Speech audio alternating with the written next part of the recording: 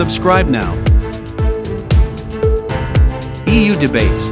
As the Commission has stated on numerous occasions, and I should like to repeat it, we strongly condemn any illegal access to communications systems.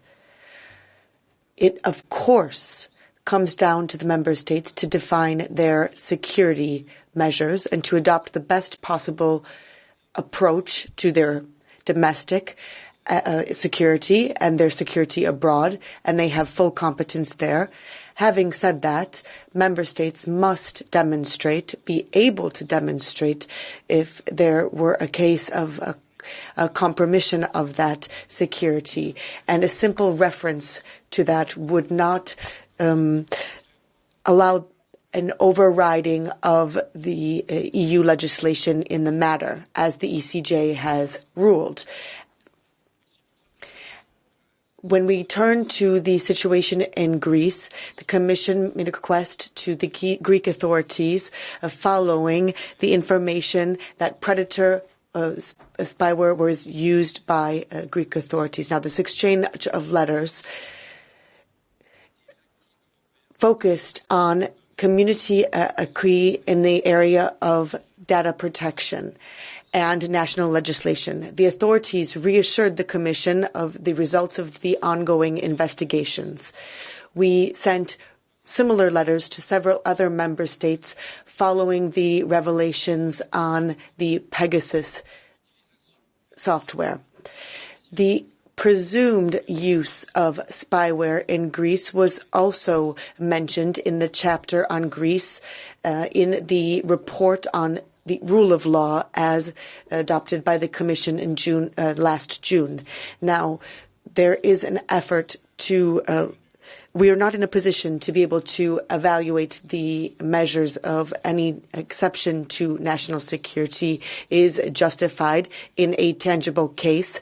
This role would come down to the national authorities, specifically to the legal authorities in that country that could, when needed, have access to the files that are in question. The Commission continues to collect legal and factual information on European law and national law and will evaluate any information that it comes to know. In Greece, and as the Commission has underlined in the rule of law report, member states must supervise and control their security services to ensure that they fully respect EU law, including fundamental rights such as the protection of personal data, the confidentiality of communications, media freedom and freedom of expression.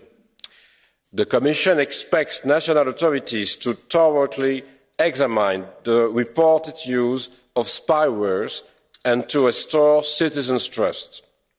I also wish to recall that the EU has a strong legal framework for data protection and privacy. I would like to refer to several pieces of legislation.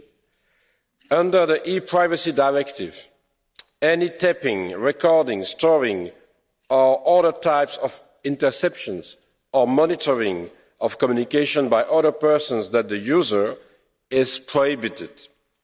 But measures taken by the public authorities to safeguard national security fall outside the scope of the e-Privacy Directive if they can be justified under the national security exception.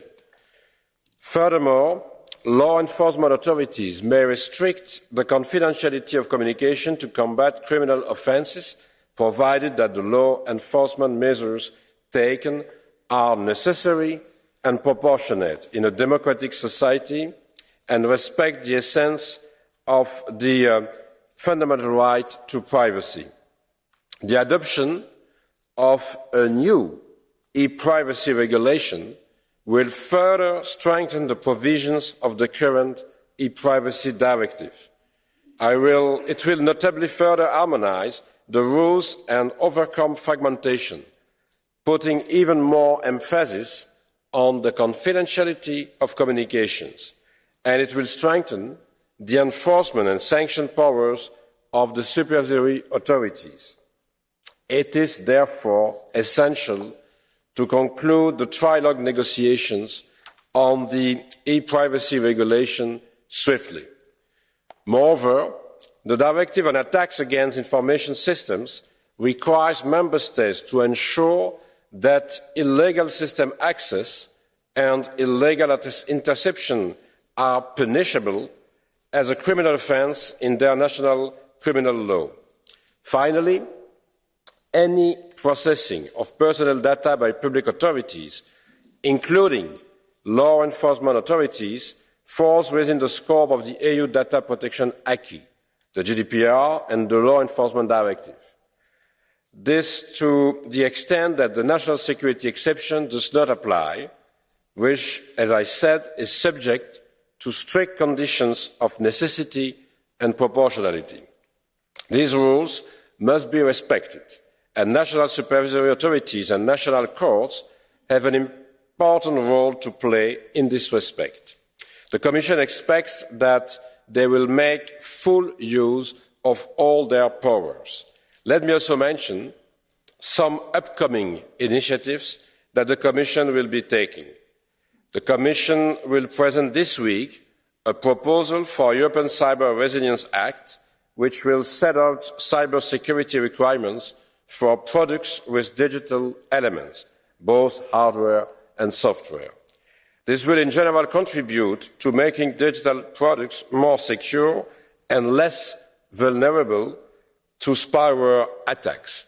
The proposal for a European Media Freedom Act, which the Commission will present this week as well, notably aims to enhance the protection of journalists. I thank you, of course, for your attention, for the opportunity of such debate, and I'm now looking forward to listening to your interventions and the future exchange in Commission, in committee, but also in plenary about this subject. Thank you.